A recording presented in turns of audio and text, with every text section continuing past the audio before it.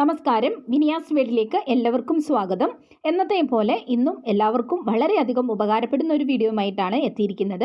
അതുകൊണ്ട് തന്നെ എല്ലാവരും വീഡിയോ ഒന്ന് സ്കിപ്പ് ചെയ്യാതെ മുഴുവനായിട്ട് കാണാനായിട്ട് ശ്രമിക്കുക. പിന്നെ നമ്മുടെ ചാനൽ ഇതുവരെ സബ്സ്ക്രൈബ് ചെയ്തിട്ടില്ലെങ്കിൽ സബ്സ്ക്രൈബ് ചെയ്ത് ബെല്ലൈക്കൺ കൂടെ ഒന്ന് എനേബിൾ ചെയ്ത് വെച്ചേക്കുക. എങ്കിൽ മാത്രമേ നെക്സ്റ്റ് വീഡിയോ ഇടുമ്പോൾ നിങ്ങൾക്ക് കറക്റ്റായിട്ട് നോട്ടിഫിക്കേഷൻ കിട്ടത്തുള്ളൂ. അപ്പോൾ നമുക്കിനി ഒട്ടും സമയം കളയേണ്ട, നേരെ വീഡിയോയിലേക്ക് പോകാം. Tip number 1. ഇന്നത്തെ ആദ്യത്തെ ടിപ്പിന് വേണ്ടിയിട്ട് ഞാനിവിടെ പപ്പായയുടെ കുറച്ച് തളിര് ഇലയാകട്ടോ എടുത്തിരിക്കുന്നത്. ഒരു 2-3 ഞാനിവിടെ എടുത്തിട്ടുണ്ട്. അപ്പോൾ ഇന്നത്തെ നമ്മുടെ ഈ ടിപ്പ് എന്ന് പറയുന്നത് ഈ ഒരു ഇല വെച്ചിട്ടുള്ളതാണ്. നമ്മുടെ ഡെയിലി ലൈഫിൽ നമ്മുടെ വീട്ടമ്മമാർക്ക് ഏറ്റവും അധികം ഉപകാരപ്പെടുന്ന ടിപ്പുകളാണ് ഞാൻ ഈ ചാനലിൽ കൂടി അപ്ലോഡ് ചെയ്യുന്നത് കേട്ടോ. അപ്പം നമ്മൾ കുറേ അധികം സമയം ഉപയോഗിച്ച് ചെയ്യേണ്ട കാര്യങ്ങളൊക്കെ നിമിഷ നേരം കൊണ്ട് നമുക്ക് പല ടിപ്സുകളൊക്കെ ഉപയോഗിച്ചിട്ട് എളുപ്പത്തിൽ ചെയ്ത് തീർക്കാൻ വേണ്ടിയിട്ട് പറ്റും കേട്ടോ. അപ്പോൾ ഇതുപോലെ ഞാൻ ഈ പപ്പായയുടെ ഇല ഒന്ന് എടുത്തിട്ട് ഇതൊന്ന് അരിഞ്ഞിട്ടെടുക്കുന്നുണ്ട് കേട്ടോ. ഒരു പ്ലേറ്റിലോട്ട് ഞാൻ ഇതുപോലെ ഒന്ന് കട്ട് ചെയ്തിട്ട് കൊടുക്കുകയാണ്. അപ്പം നിങ്ങൾക്ക് വേണമെങ്കിൽ ഇത് ഇടികല്ലിൽ വെച്ചിട്ടൊന്ന് ഇടിച്ചിട്ട് ഒന്ന് ചതച്ചൊന്ന് എടുക്കാം. ഞാനിപ്പോൾ ഇതുകൊണ്ട് ഇതിങ്ങനെ സിസർ വെച്ചിട്ട് കട്ട് ചെയ്യുക കേട്ടോ ചെയ്യുന്നത്. അപ്പോൾ ഞാനിപ്പോൾ 2 ഇലയാണ് ഇതുപോലെ എടുത്തേക്കുന്നത്.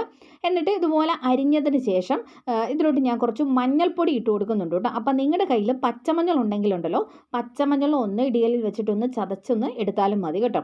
ഇപ്പോൾ എൻ്റെ കയ്യിൽ പച്ചമഞ്ഞൾ ഇല്ലായിരുന്നു, അതുകൊണ്ട് തന്നെയാണ് ഞാനിപ്പോൾ ഈ മഞ്ഞൾപ്പൊടി എടുത്തേക്കുന്നത്. അപ്പോൾ ഒരു സ്പൂൺ നിറച്ച് മഞ്ഞൾപ്പൊടിയും കൂടി ഇതിൻ്റെ മുകളിലോട്ട് ഞാനൊന്ന് ഇങ്ങനെ ഒന്ന് ഇട്ട് കൊടുക്കുന്നുണ്ട് കേട്ടോ. ഇനി അടുത്തതായിട്ട് ഞാനിവിടെ ഇതുപോലെ ചെറിയ ഒരു കലത്തിൽ 1 ലിറ്റർ വെള്ളം എടുത്തിട്ടുണ്ടേ. അപ്പം നിങ്ങളുടെ കയ്യിൽ പഴയ പുട്ടുകുറ്റി ഉണ്ടെങ്കിൽ അതിൽ വെള്ളം എടുത്താൽ മതി കേട്ടോ. ആ ഒരു പുട്ട് കലം ഉണ്ടല്ലോ, അതിൽ ഇതുപോലെ വെള്ളം എടുക്കുക. എന്നിട്ട് നമുക്കിതൊന്ന് തിളപ്പിച്ചിട്ട് എടുക്കണം. അപ്പം ഞാനത് ഗ്യാസ് സ്റ്റോപ്പിലേക്ക് വെച്ചിട്ടുണ്ട്, അടച്ചു കൊടുത്തിട്ടുണ്ട് കേട്ടോ. അപ്പോൾ വെള്ളം ഇത് കണ്ടോ, ഇതുപോലെ ഇങ്ങനെ തിളച്ച് വരാൻ തുടങ്ങുന്ന ഒരു സമയത്ത് തന്നെ നമുക്ക് ഇതിലോട്ട് ഈ അരിഞ്ഞു വെച്ചിരിക്കുന്ന ഈ പപ്പായയുടെ ഇലയും ഈ മഞ്ഞൾപ്പൊടിയും കൂടെ ഇങ്ങനെ ഒന്ന് പെട്ടെന്ന് ഇട്ട് കൊടുക്കണം കേട്ടോ. താമസിക്കരുത്. താമസിച്ച് കഴിഞ്ഞ് കഴിഞ്ഞാൽ നമ്മുടെ ഇതിൻ്റെ ആ ഒരു സ്മെല്ലൊക്കെ പെട്ടെന്ന് വെളിയിലേക്ക് പോകും. അപ്പോൾ ഇതുപോലെ പെട്ടെന്ന് ഇട്ട് കൊടുത്തതിന് ശേഷം നമുക്കിതൊന്ന് അടച്ചു വയ്ക്കാം. അപ്പോൾ ഞാൻ ഇതുപോലെ ഒരു ഫോയിൽ പേപ്പർ വെച്ചിട്ടാണ് ഇങ്ങനെ ഒന്ന് കവർ ചെയ്തിട്ട് കൊടുക്കുന്നത് കേട്ടോ. ഇനി നിങ്ങളുടെ കയ്യിൽ ഇങ്ങനെ ഫോയിൽ പേപ്പർ ഒന്നും ഇല്ലെങ്കിൽ ഒരു പത്ര പേപ്പർ എടുത്തിട്ട് ഒന്ന് കട്ടിക്ക് 2-3 മടക്കായിട്ട് ഇട്ടിട്ട് ഇതുപോലെ ഒന്ന് ഇട്ട് കൊടുത്താൽ മതി കേട്ടോ. ഇനി നമുക്ക് ഫ്ലെയിം ഓഫ് ചെയ്തേക്കാം കേട്ടോ. ഈ ഇല ഇട്ട് കൊടുത്ത അന്നേരം തന്നെ നമുക്ക് അങ്ങോട്ട് ഫ്ലെയിം ഓഫ് ചെയ്യാം. എന്നിട്ട് പെട്ടെന്ന് തന്നെ ഇതുപോലെ കവർ ചെയ്തിട്ട് കൊടുക്കാം കേട്ടോ. ഇപ്പം മഴയൊക്കെ സ്റ്റാർട്ട് ചെയ്തതുകൊണ്ട് തന്നെ എല്ലായിടത്തും ജലദോഷവും പനിയൊക്കെയാണ് അല്ലേ. അപ്പോൾ കഫക്കെട്ടൊക്കെ വന്നു കഴിഞ്ഞാൽ പിന്നെ അത് പോകത്തേ ഇല്ല. അപ്പോൾ നമുക്ക് ഈസി ആയിട്ട് നമ്മുടെ പനിയും ജലദോഷവും മൂക്കടപ്പൊക്കെ ഉണ്ടെങ്കിൽ അതൊക്കെ പോകാൻ വേണ്ടിയിട്ട് ആവി അടിക്കാൻ വേണ്ടിയിട്ടാണ് നമ്മളിതിപ്പോൾ റെഡിയാക്കിയിരിക്കുന്നത് കേട്ടോ. ഞാനൊരു ഫോർക്ക് വെച്ചിട്ട് ഇങ്ങനെ കുറച്ച് ഹോൾസും കൂടെ ഒന്ന് ഇട്ട് കൊടുക്കുന്നുണ്ട്.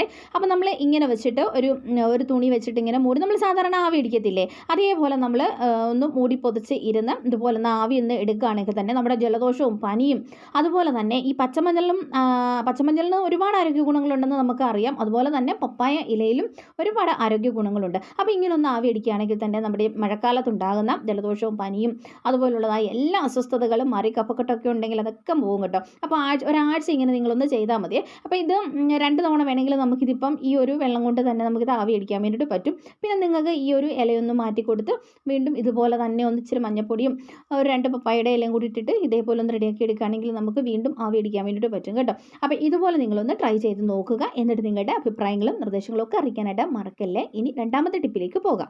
Tip number 2. 2ാമത്തെ ടിപ്പിന് വേണ്ടിയിട്ട് ഞാൻ ഇതുപോലൊരു സ്പ്രേ ബോട്ടിലാണ് എടുത്തേക്കുന്നത്.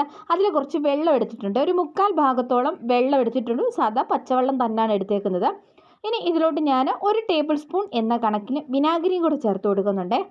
ഇങ്ങനെ വിനാഗിരി ചേർത്ത് കൊടുത്താൽ പിന്നെ നമ്മൾ അടുത്തായിട്ട് ഇതിലോട്ട് ചേർത്ത് കൊടുക്കേണ്ടത് ഉജാലയാണ്. അപ്പോൾ ഒരു 2-3 തുള്ളി ഉജാലയും കൂടി ഇതിലേക്കൊന്ന് ഇങ്ങനെ ഒന്ന് എത്തിച്ചു കൊടുക്കുന്നുണ്ട്. അതിനുശേഷം നമുക്കിതങ്ങ് അടച്ച് നന്നായിട്ടൊന്ന് ഷെയ്ക്ക് ചെയ്തിട്ട് എടുക്കാവേ. അപ്പോൾ ഇനി ഇതിൻ്റെ ഉപയോഗം എന്താണെന്ന് വെച്ച് കഴിഞ്ഞാലുണ്ടല്ലോ, ഇത് നമ്മുടെ കൗണ്ടർ ടോപ്പും അതുപോലെ തന്നെ ഗ്യാസ് സ്റ്റോപ്പും ഒക്കെ നന്നായിട്ട് ക്ലീൻ ആക്കാൻ വേണ്ടിയിട്ട് പറ്റും. നമ്മുടെ കൗണ്ടർ ടോപ്പിലും ഗ്യാസ് സ്റ്റോപ്പിലും ഒക്കെ എണ്ണമയവും അതുപോലെ നമ്മൾ കുക്കിംഗ് ചെയ്യുമ്പോൾ ഉണ്ടാകുന്ന ആ ഒരു അഴുക്കും ഒക്കെ പറ്റി പിടിച്ചിട്ട് പിന്നെ ഒരു സ്മെല്ലും ഒക്കെ ഉണ്ടാവുമല്ലോ.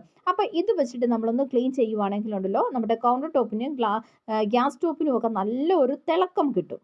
അപ്പോൾ നിങ്ങളിങ്ങനെ ഒന്ന് ചെയ്ത് നോക്കണം. അതുപോലെ തന്നെ നമ്മളെപ്പോഴും കുക്ക് ചെയ്യുന്ന ആ ഒരു സ്റ്റൗവിൻ്റെ അവിടുത്തെ ഇതുപോലുള്ള ടൈലുകളൊക്കെ മിക്കവാറും തന്നെ കാണാം എണ്ണമയമൊക്കെ അങ്ങനെ വറ്റി പിടിച്ചിട്ടുള്ളതായിരിക്കും അല്ലേ. അപ്പോൾ അതൊക്കെ നല്ല അടിപൊളിയായിട്ട്, പ്രത്യേകിച്ച് ഇതുപോലെ വൈറ്റ് കളറൊക്കെ ആണെങ്കിൽ നല്ലൊരു വെണ്മ കൊടുക്കാനും നല്ലൊരു തിളക്കം കൊടുക്കാനും ഇങ്ങനെ ചെയ്താൽ സാധിക്കും. ഈ വിനാഗിരിയൊക്കെ ഉള്ളത് കൊണ്ട് തന്നെ നമുക്ക് ആ ഒരു എണ്ണമഴുക്കൊക്കെ പോയിട്ട് നല്ല അടിപൊളിയായിട്ട് ക്ലീൻ ചെയ്യാൻ പറ്റും കേട്ടോ. അപ്പോൾ നിങ്ങൾ ഇതുപോലൊന്ന് ട്രൈ ചെയ്തിട്ട് നോക്കാനായിട്ട് മറക്കല്ലേ. Tip number 3. ഞാനിപ്പം ഇവിടെ ഒരു ലെമൺ സ്ക്വീസറാണ് കേട്ടോ എടുത്തിരിക്കുന്നത്. നിങ്ങൾക്കിത് കണ്ടാൽ തന്നെ അറിയാം കുറേ തുരുമ്പൊക്കെ ഇതിൽ പിടിച്ചിട്ടുണ്ട്. കാരണം ഇതങ്ങനെ ഉപയോഗിക്കുന്നേ ഇല്ലായിരുന്നു, എടുത്ത് മാറ്റി വെച്ചിരിക്കുകയായിരുന്നു. അപ്പോൾ തന്നെ അവിടെ ഇവിടെ ആയിട്ടൊക്കെ തുരുമ്പ് കയറിയിട്ടുണ്ട്. അപ്പോൾ ഇതുപോലെ തുരുമ്പ് പിടിച്ച പാത്രങ്ങളൊക്കെ ഉണ്ടാവില്ല നിങ്ങളുടെ വീട്ടിൽ. അപ്പോൾ അതൊക്കെ നമുക്ക് സാധാരണ രീതിയിൽ നമ്മളൊന്ന് ക്ലീൻ ചെയ്തിട്ടുണ്ടെങ്കിൽ ഒന്നും പോകത്തൊന്നുമില്ല. അപ്പോൾ അത് ക്ലീൻ ആക്കാനായിട്ടുള്ളൊരു എളുപ്പ വഴിയാണ് കേട്ടോ ഞാനിന്ന് ഇതിൽ കാണിക്കുന്നത്. അപ്പോൾ ഇതുകൊണ്ട് ഇവിടെ ഈ ഉൾഭാഗത്തൊക്കെ കണ്ടോ ഒരുപാട് തുരുമ്പുണ്ട്. അപ്പോൾ ഇത് ക്ലീൻ ആക്കാൻ വേണ്ടിയിട്ട് നമുക്ക് ആദ്യം വേണ്ടത് കോൾഗേറ്റിൻ്റെ പേസ്റ്റാണ്. അപ്പോൾ ഇതുകൊണ്ട് തീർന്നൊരു കവറാകട്ടെ ഞാൻ ഇതിന് വേണ്ടിയിട്ട് എടുത്തേക്കുന്നത്. ഇതുപോലെ തീർന്നു കഴിഞ്ഞ് കഴിയുമ്പോൾ ഇതിൻ്റെ ഉള്ളിൽ പറ്റി പിടിച്ചിരിക്കുന്നതൊക്കെ നമുക്ക് എടുത്താൽ മതി കേട്ടോ. അല്ലാണ്ട് വേറെ നമ്മൾ നല്ല വേസ്റ്റ് ഒന്നും എടുക്കണമെന്ന് യാതൊരു നിർബന്ധവും ഇല്ല. അപ്പോൾ ഞാൻ ഇതുപോലെ ഇതൊന്ന് കട്ട് ചെയ്തിട്ട് ഇതിൻ്റെ ഉള്ളിൽ നിന്ന് ആ പേസ്റ്റ് ഇതുപോലെ ഒന്ന് എടുക്കുന്നുണ്ട്. അത് നമ്മൾ ഈ ഒരു സ്ക്വീസറിലേക്കൊന്ന് ആക്കി കൊടുക്കുന്നുണ്ട് കേട്ടോ. അപ്പോൾ ഇതുപോലെ തന്നെ ഞാൻ 2-3 തുള്ളി ഉജാലയും കൂടെ ഇതിലോട്ടൊന്ന് ആക്കി കൊടുത്തിട്ട് ഈ ഉജാലയും ഈ ഒരു പേസ്റ്റും കൂടിയാണ് നമ്മൾ ഇതിലോട്ട് നല്ലപോലെ ഒന്ന് സ്പ്രെഡ് ചെയ്തിട്ട് കൊടുക്കാൻ വേണ്ടിയിട്ട് പോകുന്നത്. അപ്പോൾ ഇതുപോലെ എല്ലായിടത്തും ഒന്ന് ആകത്തക്ക രീതിയിൽ ഒന്ന് ആക്കി കൊടുക്കുക. അതിനുശേഷം ഒരു അരമണിക്കൂർ നമ്മളിതൊന്ന് റെസ്റ്റ് ചെയ്യാൻ വേണ്ടിയിട്ട് വെക്കുക കേട്ടോ. അതിനുശേഷം എടുത്തിട്ട് നമ്മൾ ക്ലീൻ ആക്കുമ്പോൾ തന്നെ നല്ല അടിപൊളിയായിട്ട് നമുക്ക് ആ ഒരു മാറ്റം നമുക്ക് കറക്റ്റായിട്ട് അറിയാൻ വേണ്ടിയിട്ട് പറ്റുമേ. നല്ല അടിപൊളിയായിട്ട് നമുക്കത് ക്ലീനായിട്ട് കിട്ടും. അപ്പോൾ ഇതുപോലെ നിങ്ങൾ തുരുമ്പ് പിടിച്ച പാത്രങ്ങളൊക്കെ നിങ്ങളുടെ വീട്ടിലുണ്ടെങ്കിൽ ഈ ഒരു ട്രിക്ക് ഉപയോഗിച്ചൊന്ന് ട്രൈ ചെയ്തിട്ട് നോക്കുക. എന്നിട്ട് നിങ്ങളുടെ അഭിപ്രായങ്ങളൊക്കെ ഉണ്ടെങ്കിൽ അറിയിക്കാനായിട്ട് മറക്കല്ലേ. ടിപ്പ് നമ്പർ 4, ഞാനിവിടെ ചെറിയൊരു ബൗൾ എടുത്തിട്ടുണ്ട്. അതിലോട്ട് 1/2 സ്പൂണ് ഉപ്പ് ഇട്ട് കൊടുക്കുന്നുണ്ട് കേട്ടോ. ഉപ്പ് നല്ല ഉപ്പ് പൊടിയോ നിങ്ങൾക്ക് ഇടാം. ഞാനിവിടെ ഉപ്പ് പൊടിയാണ് എടുത്തേക്കുന്നത്. എന്നിട്ട് അല്പം വെള്ളം കൂടി ഒഴിച്ചിട്ട് നല്ലപോലെ ഒന്നിട്ട് മിക്സ് ചെയ്തിട്ട് എടുക്കുന്നുണ്ട്. ഇനി നിങ്ങളുടെ കയ്യിലുള്ള മെഴുകുതിരി എടുക്കുക കേട്ടോ. അപ്പം ഞാനിവിടെ വീഡിയോയ്ക്ക് വേണ്ടിയിട്ട് ഒരെണ്ണം എടുക്കുന്നുള്ളൂ. നിങ്ങളുടെ കയ്യിലൊരു പാക്കറ്റ് മുഴുവൻ ഉണ്ടെങ്കിൽ അതിങ്ങനെ എടുത്തിട്ട് അതിലേക്ക് നമുക്ക് ഈ ഉപ്പ് ഇങ്ങനെ ഒന്ന് ആക്കി കൊടുക്കുക കേട്ടോ. അങ്ങനെ നിങ്ങളുടെ കയ്യിലുള്ള എല്ലാ മെഴുകുതിരിയിലും ഇതുപോലെ ഉപ്പ് നന്നായിട്ടൊന്ന് ആക്കിയതിന് ശേഷം നമുക്കിതൊന്ന് ഉണക്കിയെടുക്കണം. അപ്പം വെയിലുണ്ടെങ്കിൽ വെയിലത്ത് വെച്ചിട്ട് എടുക്കുക. ഇനി വെയിൽ ഇല്ലെങ്കിലും കുഴപ്പമില്ല. നമ്മൾ ഒരു ദിവസമൊക്കെ ഇങ്ങനെ വെച്ചിരുന്ന് കഴിയുമ്പോൾ തന്നെ ഈ ഉപ്പൊക്കെ നന്നായിട്ടൊന്ന് ഉണങ്ങി കിട്ടുമല്ലോ. അപ്പോൾ ഇതുപോലെ ഉണങ്ങിയതിന് ശേഷം നമ്മൾ ഈ മെഴുകുതിരി ഇങ്ങനെ കത്തിക്കുവാണെങ്കിലുണ്ടല്ലോ പെട്ടെന്ന് തന്നെ മെഴുകുതിരി കത്തിക്കിട്ടും. അതുപോലെ തന്നെ ഇത് അധികം പെട്ടെന്ന് ഉരുകി തീരത്തില്ല, കുറേ സമയം നിൽക്കും. നമ്മൾ സാധാരണ മെഴുകുതിരി കത്തിച്ച് വെക്കുന്നതിനെക്കാട്ടിലും കുറച്ചുകൂടി കൂടുതൽ സമയം നല്ല പ്രകാശത്തോടു കൂടി പ്രകാശിക്കുകയും ചെയ്യും. പെട്ടെന്നൊന്നും ഇത് ഉരുകി തീരത്തുമില്ല. അപ്പം നിങ്ങളിനി എപ്പം മെഴുകുതിരി വാങ്ങിച്ചാലും ഇതുപോലെ ഒന്ന് ചെയ്ത് നോക്കുക കേട്ടോ. ഇങ്ങനെ ഉപ്പെടുത്തിട്ട് ഉപ്പ് വെള്ളം ഇതുപോലെ നന്നായിട്ടൊന്ന് സ്പ്രെഡാക്കി കൊടുത്തിട്ട് ഒന്ന് ഉണക്കിയെടുത്താൽ മാത്രം മതി കേട്ടോ. അപ്പം നിങ്ങളിതൊന്ന് ട്രൈ ചെയ്തിട്ട് നോക്കണം. ഈ മഴക്കാലത്തൊക്കെ എന്തായാലും നമുക്ക് മെഴുകുതിരി അത്യാവശ്യമായിട്ട് വരുമല്ലോ. അപ്പോൾ എല്ലാവരും ഒന്ന് ചെയ്തു നോക്കുക. ടിപ്പ് നമ്പർ 5, ഇപ്പം മഴക്കാലം തുടങ്ങിയത് കൊണ്ട് തന്നെ നമ്മുടെ വീട്ടിലുള്ള പഴയതും പുതിയതുമായിട്ടുള്ള കുടകളെല്ലാം നമ്മൾ എടുത്തു അല്ലേ. പക്ഷേ പഴയ കുടകളൊക്കെ നമ്മൾ എടുത്തു കഴിയുമ്പോൾ മിക്കവാറും ഉണ്ടാകാറുള്ള ഒരു പ്രശ്നമാണ് ഇതുപോലെ സ്റ്റക്കായിട്ടൊക്കെ പോകുക. ഈ ഒരു ഭാഗമൊക്കെ ആണെങ്കിൽ അങ്ങ് സ്റ്റക്കായിട്ട് നിൽക്കും. അതുപോലെ തന്നെ തുരുമ്പ് ഒരു പ്രധാന പ്രശ്നമാണ്. തുരുമ്പ് വരാനുള്ള കാരണം എന്താണെന്ന് വെച്ച് കഴിഞ്ഞാൽ മഴയത്ത് കുടയൊക്കെ ഉപയോഗിച്ചതിന് ശേഷം ഉണങ്ങാതെ തന്നെ കുട മടക്കി കെട്ടി വെക്കുന്നത് കൊണ്ടാണ് തുരുമ്പുണ്ടാകുന്നത്.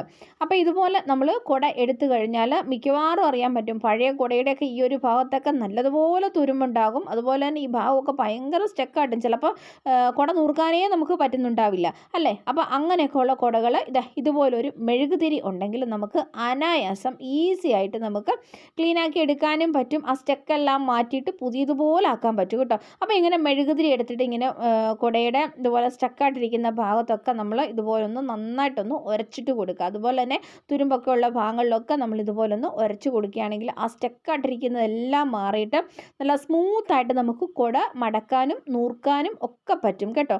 അപ്പോൾ ഇതുപോലെ എല്ലാ ഭാഗത്തും ഒക്കെ ഒന്നിങ്ങനെ ഒന്ന് ഉരച്ച് കൊടുത്താൽ മാത്രം മതി കേട്ടോ. വളരെ സിമ്പിളാണ്.